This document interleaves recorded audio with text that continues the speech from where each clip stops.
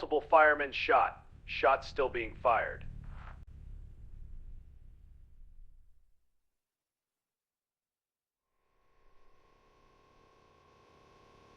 Multiple firemen shots. Shots still being fired.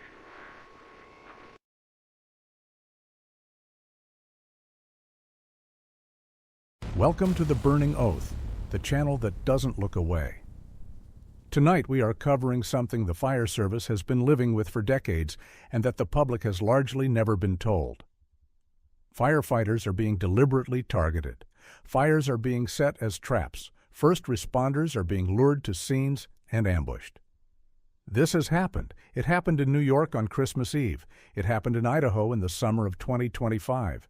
And it has happened in other forms: violence, assault, deliberate attack, across America, with a frequency that is rising and a conversation that is not rising fast enough to match it.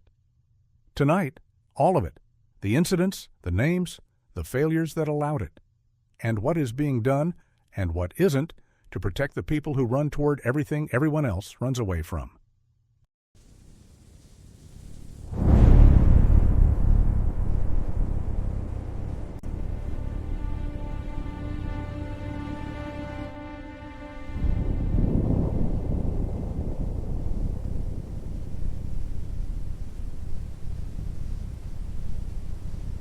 In 2023, the Federal Emergency Management Agency documented over 24,000 assaults against firefighters in the United States in a single year.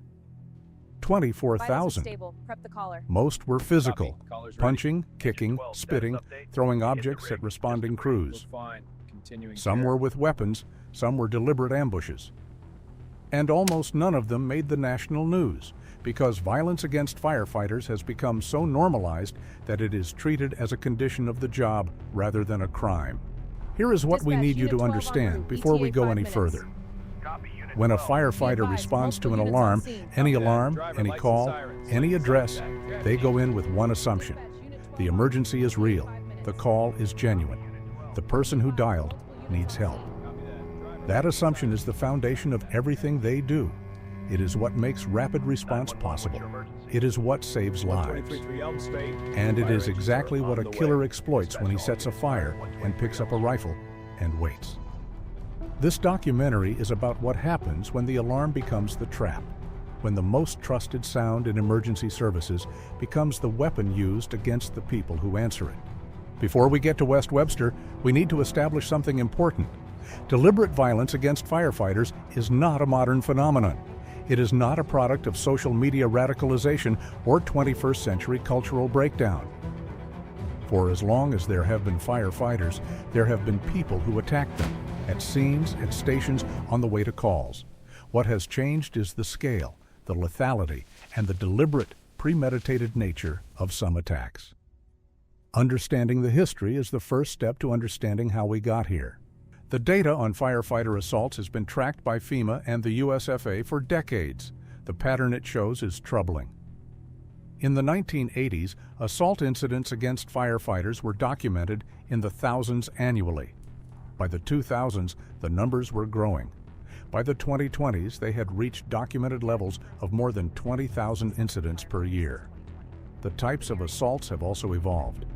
From the historical pattern of crowd hostility at scene, people throwing things, cutting hoses, to an increasingly alarming category: deliberate, premeditated attacks on responding crews. Violence against firefighters does not only happen at scenes. Fire stations themselves have been attacked, windows broken, arson set at station buildings, firefighters physically assaulted inside their own facilities.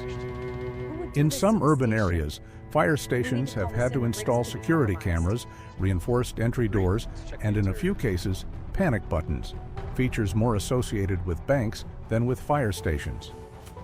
The institution that exists to protect the community has found itself needing to be protected from it. The most common category of violence against firefighters happens at the scene. A medical call where the patient, where the Get patient's police here family now. turns on the crew. Dispatch need A motor PD vehicle for accident scene where a control. bystander is intoxicated and aggressive. A structure fire where neighbors, residents, or participants in the original incident attack responding personnel. Firefighters arrive expecting to give aid. They are trained to give aid. They are not trained, in most departments, in defensive tactics, and they arrive unarmed. They are, by design, the most vulnerable responders on a scene. Within the broader category of firefighter violence, researchers and law enforcement have identified a specific and particularly dangerous pattern: arson as a mechanism for assault. A fire is set deliberately, not to destroy property, but to bring firefighters to a location. The firefighters arrive, and the real purpose of the emergency is revealed. This pattern has a name in law enforcement: the arson ambush, and it is not theoretical. It has been executed multiple times in America in recent years. February 2024, Burnsville, Minnesota. Officers respond to a domestic disturbance call. A man barricades himself inside a home with his wife and children. When police and fire personnel respond, including firefighters staged for medical support, the man opens fire. 2 Burnsville police officers and a firefighter are killed. Firefighter Adam Finseth, 39 years old, father, firefighter paramedic. He was there to provide medical support to the officers on scene. He did not expect to be in a firefight. He was not armed. He was murdered doing exactly the job he was trained to do. Incidents of deliberate, premeditated violence against firefighters, not scene assault, not crowd hostility, but planned attacks, are increasing. Law enforcement researchers, fire service organizations, and the IAFF have all documented this trajectory. The attacks are becoming more organized, more lethal in intent, and more specifically targeted at first responders rather than at the original incident. The fire alarm, the 911 call, is being weaponized, and the fire service is still catching up to that reality. Webster, New York, a suburb of Rochester along the southern shore of Lake Ontario. Quiet streets, lakefront homes, the kind of community where people know their neighbors and leave their doors unlocked. The West Webster Fire Department serves this community with volunteer firefighters, men and women who work day jobs and answer the alarm in the middle of the night because that is what neighbors do for each other. On the morning of December 24, 2012, these volunteers answered a call. They had no reason to think it was anything other than what the dispatch said: a house fire.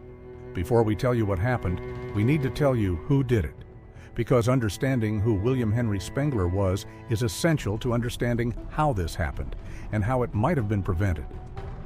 Spengler was 62 years old, living with his elderly sister Cheryl at 191 Lake Road in West Webster. I need 3 of these handguns. He was a convicted felon. He had served 17 years in prison for the 1981 manslaughter of his 92-year-old grandmother, whom he beat to death with a hammer. As a convicted felon, William Spengler was legally prohibited from owning or possessing firearms. He had 3. Before he set the fire and picked up his rifle, William Spengler typed a note. 3 pages. Investigators found it at the scene. In it, he wrote, and these are his words, read into the public record by Webster Police Chief Gerald Pickering, quote, "I still have to get ready to see how much of the neighborhood I can burn down and do what I like doing best, killing people." No motive was given, no explanation for why this day, this neighborhood, these firefighters. Just the declaration of intent. He wanted to kill. He used the fire alarm to bring people to him who couldn't fight back. At approximately 5:30 in the morning of December 24, 2012, William Spengler set his home at 191 Lake Road on fire. He also set his vehicle on fire. Then he took his position, a natural depression in an earthen berm across the street from his house, elevated above the road with a clear line of sight to the spot where fire apparatus would have to stage. He had chosen the position carefully. West Webster Fire, He stand waited. by for address. 123 When Lake the Road, West structure Webster fire. Fire Department received the 911 call, 4 firefighters responded. They had no idea. Nobody had any idea, because nobody was supposed to know. Stay frosty. When the West Webster firefighters arrived at Lake Road, Spengler opened fire from his position on the berm. All 4 firefighters were shot before they could take cover. One firefighter managed to radio the transmission that opened this documentary, wounded on the ground, reporting the shooting while it was still happening. One firefighter tried to take cover inside the engine. He was killed by a bullet fired through the windshield. 2 firefighters were killed at the scene. 2 more were critically wounded. Lieutenant Michael Chiapparini, 43 years old, 20-year veteran, named Firefighter of the Year just 2 weeks before Christmas Eve. He had just volunteered to help Hurricane Sandy victims on Long Island. Tomasz Kacowka, 19 years old, had been with the West Webster Fire Department for just over a year. Also worked as a 911 dispatcher. He answered calls for help and then went to answer them in person. They were murdered on Christmas Eve. Mike Chiapparini was not just a firefighter. He was the kind of person who defines what the word means. 20 years with the West Webster Fire Department, a lieutenant with the Webster Police Department simultaneously, one of the rare people who served both institutions. He had just been named Firefighter of the Year 2 weeks before he was murdered. He had spent the previous month volunteering on Long Island in the aftermath of Hurricane Sandy, helping strangers rebuild their lives. He was 43 years old. He had a family who needed him home from that shift. He is remembered. He should be remembered. And the system that failed to prevent his murder should be held accountable in the same breath that his name is spoken. Tomasz Kacowka was 19 years old. He had joined the West Webster Fire Department just over a year before he was killed. He was also a 911 dispatcher, the person who takes the call and sends the help. On Christmas Eve, the help he sent was himself. 19 years old. He was at the very beginning of a life in service, a life that should have had 50 more years in it. He is not a footnote. He is not a statistic. He was a 19-year-old kid who loved his community enough to serve it and was killed for answering the call. Joseph Hofstetter was shot once. The bullet entered his pelvis and lodged in his spine. He was told he faced a long road to recovery. Good, keep pushing. Theodore Scardino was shot twice, wounds to his chest and knee. Both survived, both underwent surgery, both carried that Christmas Eve with them for the rest of their lives. Surviving a shooting does not end the injury, it relocates it from the body to the mind. And the fire service gave them the job of going back to a world where fire alarms now sounded different than they used to. Because firefighters could not operate under fire, the blaze that Spengler set was unchecked for hours. By the time it was contained, 7 homes along Lake Road had been destroyed. 2 more were rendered uninhabitable. 33 residents were displaced. Spengler's sister Cheryl, 67 years old, was found dead inside the burned house. It is believed he killed her before setting the fire. The neighborhood that woke up to Christmas Eve in a quiet lakeside suburb went to bed that night in ash, grief, and a trauma that would not leave for years. As a convicted felon, William Spengler could not legally purchase or possess firearms. Federal law is explicit. He got around that law through a neighbor named Dawn Nguyen, who legally purchased the Bushmaster rifle and the shotgun at a gun store in Henrietta, New York in June 2010, 18 months before the shooting. Nguyen initially lied to investigators, claiming the guns had been stolen. She then admitted to the straw purchase in a text to a Monroe County deputy. She was convicted and sentenced. The guns were used to murder 2 firefighters. The background check system is only as good as the people who participate in it honestly. When they don't, firefighters die.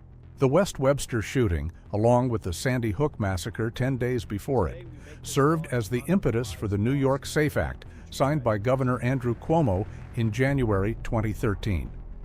The SAFE Act expanded background check requirements, limited magazine capacity, and strengthened the assault weapons ban in New York. Whether you support the SAFE Act's specific provisions or not, the fact that it took the murder of firefighters and 20 children to produce a legislative response is its own indictment. Policy that requires funerals to motivate it is policy that arrived too late. Here is the part of this story that demands your full attention. West Webster was not the end of this. It was not the warning that stopped the next one. In the years following 2012, firefighters continued to be assaulted, attacked, and murdered across America. And on June 29, 2025, 12 years after West Webster, the same pattern played out again. A fire set deliberately, firefighters responding, an ambush waiting. This time in Coeur d'Alene, Idaho, on the side of a mountain, with a 20-year-old man in a tree with a shotgun. 2 more battalion chiefs, 2 more families, 2 more names on a wall that should not exist. Coeur d'Alene, Idaho, the northwest corner of the state, a city of 50,000 people along one of the most beautiful lakes in America. Canfield Mountain rises 3,900 feet above the city's eastern edge, steep, timbered, popular with hikers and mountain bikers. By the summer of 2025, the mountain was carrying an above-average fuel load after an unusually dry spring. At 1:21 p.m. on June 29, 2025, Kootenai County dispatchers received a 911 call reporting a brush fire on the western slope. Crews from 3 departments, Coeur d'Alene Fire, Kootenai County Fire and Rescue, and Northern Lakes Fire District were dispatched. They had been to brush fires on that mountain dozens of times before. The man who set the fire on Canfield Mountain was 20 years old. His name was Wes Val Rowley. In May 2025, 1 month before the shooting, Rowley had gone to a Coeur d'Alene fire station and inquired about applying as a firefighter.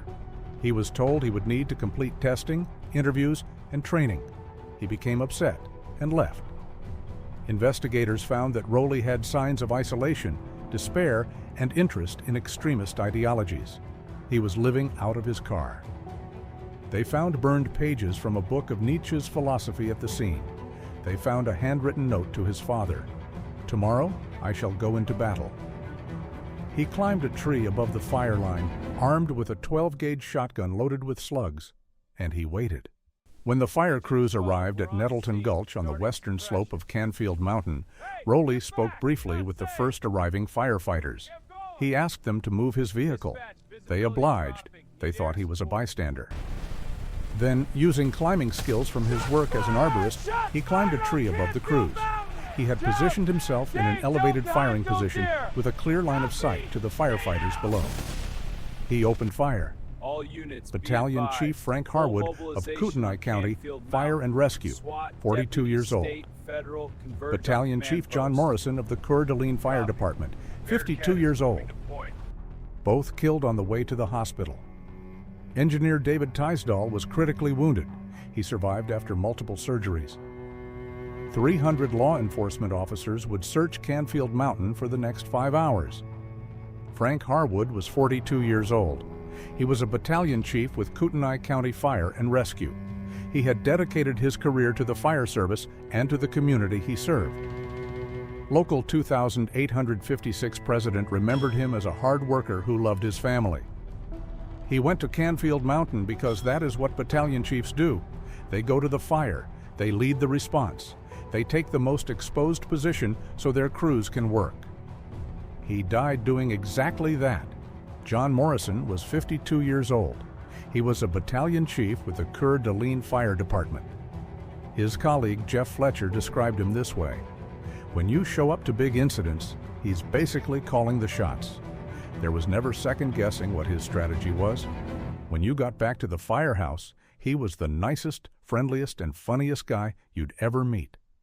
52 years old, a lifetime in service, the kind of person who defines what a fire officer is supposed to be. He was killed on a mountainside that he had responded to dozens of times before. This time was different. He had no way to know. The fire service's response to Coeur d'Alene was grief. Of course it was grief.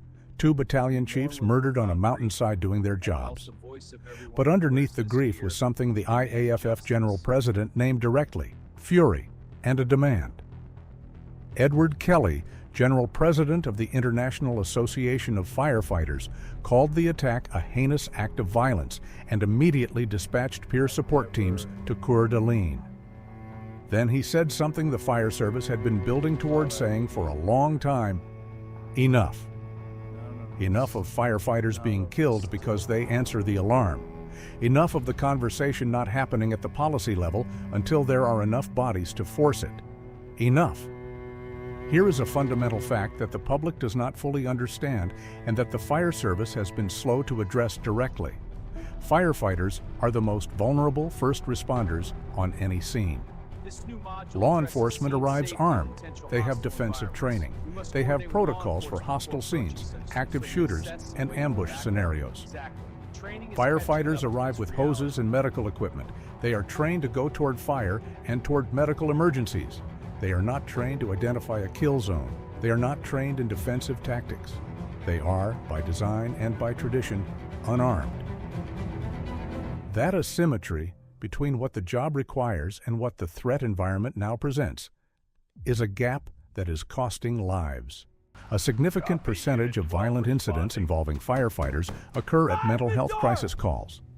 A person in acute psychiatric distress calls 911 for fire, for EMS, for help, and when first responders arrive, the crisis escalates into violence. We're not here to force anything. Firefighters and paramedics are often the first mental health crisis responders in America by default. Not by design, not by training, by default. They arrive at a psychiatric emergency with EMS equipment and a fire department protocol that has no mental health component, and the results are predictable.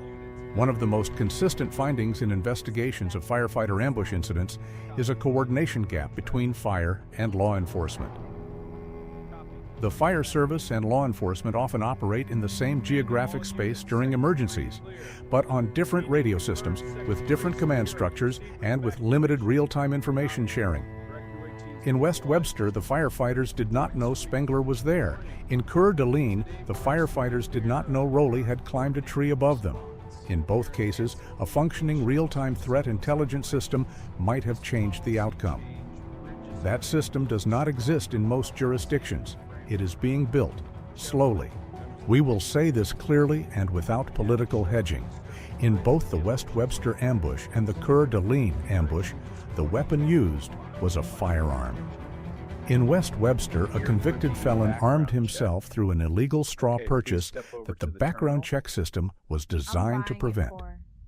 In Coeur d'Alene, a 20-year-old with signs of isolation and radicalization legally acquired a weapon and used it to murder 2 firefighters. The fire service organizations, including the IAFF, have consistently advocated for stronger background check systems and closing the straw purchase loophole. This is not a political opinion. It is the position of the organization that represents the people being shot at. In the aftermath of West Webster and Coeur d'Alene, fire departments across the country have begun implementing changes. Scene staging protocols that require law enforcement clearance before fire apparatus approaches certain calls. Joint training exercises with law enforcement. Scene threat assessment checklists. Co-response models for mental health calls. In Coeur d'Alene itself, police accompanied firefighters on every call in the days following the shooting, the specific immediate response of a community that had just paid the price for the gap. These changes are real, they are insufficient, and they are not universally adopted, but they are a beginning.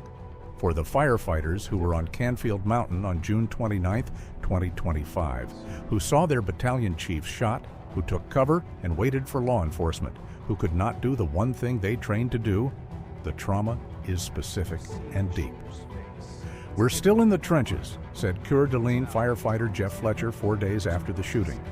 "They went to a brush fire, they came off a murder scene, and they were expected, because the job does not stop, to go back on shift." The mental health response to this specific kind of trauma, witnessing ambush violence while being the targeted profession, is an emerging area of fire service psychology. The research is new. The need is not. The Burnsville, Minnesota shooting of February 2024 followed a different pattern than the arson ambush, but it produced the same result. Shannon Gooden barricaded himself in a home with his wife and children during a domestic disturbance. When police and fire EMS responded, he opened fire. 2 police officers and firefighter-paramedic Adam Finseth were killed. Domestic violence calls are among the most dangerous calls that any first responder answers.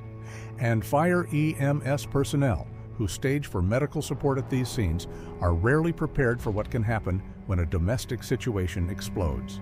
There is another different dimension to violence and the fire service that is rarely discussed publicly: the firefighter arsonist. A small but documented number of firefighters have been convicted of arson, setting fires to create calls, to experience the excitement of the response, or in rarer cases, to harm specific targets. This is not a large number, it is a real one, and it represents a specific kind of institutional failure: the recruitment and retention of individuals whose relationship to fire goes beyond professional. The fire service has grappled with this problem for decades. It has not solved it. The most frequent category of firefighter assault is not the arson ambush. It is the EMS call. As fire departments have taken on increasing EMS responsibilities, their firefighters and paramedics have become the most frequent face of emergency government in most American communities. They respond to overdoses, to psychiatric crises, to domestic disputes, to scenes of violence. They arrive unarmed. They arrive trying to help. And they are increasingly met with aggression, physical, verbal, and occasionally weaponized, that has no relationship to the aid they came to provide. The opioid crisis has added a specific dimension: patients revived from overdoses who are sometimes violent on regaining consciousness. Patients in withdrawal, patients in acute psychiatric crisis layered onto addiction. One of the most troubling aspects of firefighter assault is how normalized it has become within the fire service itself. Firefighters who are assaulted on scenes often do not report it. Departments that track assaults incompletely undercount the real number. And a cultural expectation that getting spit on or hit or threatened is just part of the job has calcified over decades into a kind of institutional acceptance. It is not acceptable. It is not just part of the job, it is assault, and it should be prosecuted as such. Some states have passed enhanced penalty laws for assaulting first responders. Not enough have, and even where the laws exist, prosecution rates are low because the fire service culture does not push for prosecution. Before we close, the names, because this documentary is not about policy or statistics. It is about people. Lieutenant Michael Chiapparini, West Webster Fire Department, New York, murdered December 24, 2012. He was 43 years old. Tomasz Kacowka, West Webster Fire Department and Monroe County 911, dispatcher, New York, murdered December 24, 2012. He was 19 years old. Firefighter-paramedic Adam Finseth, Burnsville Fire Department, Minnesota, murdered February 18, 2024. He was 39 years old. Battalion Chief Frank Harwood, Kootenai County Fire and Rescue, Idaho, murdered June 29, 2025. He was 42 years old. Battalion Chief John Morrison, Coeur Alene Fire Department, Idaho, murdered June 29, 2025. He was 52 years old. 5 names, 5 people who answered the alarm, 5 people who did not come home, 5 people who deserve to be remembered in the same breath as every firefighter lost to fire. Here is the truth that this documentary cannot avoid. Without the policy changes being advocated by the IAFF and fire service organizations, without the co-response protocols, without the background check reforms, without the cultural shift away from accepting assault as part of the job, it will happen again. The pattern is established. The incidents are not isolated. The gap between the threat and the protection is real, and it is documented, and it is being exploited. The question is not whether it will happen again. The question is whether America will act before it does or after. Every firefighter takes an oath to protect life and property, to serve the community, to respond when the alarm sounds. That oath says nothing about the alarm being a trap. It says nothing about the possibility that the 911 call is not a cry for help, but a mechanism for murder. The oath was written in a different time. The firefighters who answered those calls in West Webster, in Burnsville, in Coeur d'Alene, they kept their oath perfectly. They responded to the alarm. They went toward the emergency. The people who murdered them exploited the oath. They knew the firefighters would come. They counted on it. The oath that saves lives was weaponized against the people who take it. Lieutenant Michael Chiaparini, Tomasz Kachovka, firefighter paramedic Adam Finseth, Battalion Chief Frank Harwood, Battalion Chief John Morrison. They answered the alarm. They went where the alarm said to go. They did exactly what they swore to do. They were murdered for it. The fire service has always understood that the job carries risk. Fire kills. Buildings collapse. Hearts fail under the physical demand. These are the known risks of a profession built on running toward danger. But a sniper on a berm on Christmas Eve, a gunman in a tree on a mountain in Idaho, a killer who learned to dial 911.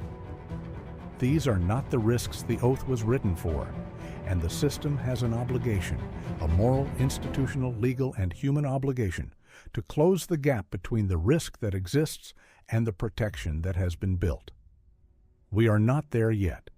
Say their names, demand the change, and the next time you hear a fire siren, remember what it might cost the person driving toward it. This has been The Burning Oath, the channel that gives a voice to the fire service, its history, its courage, its cost, and its unfinished fights.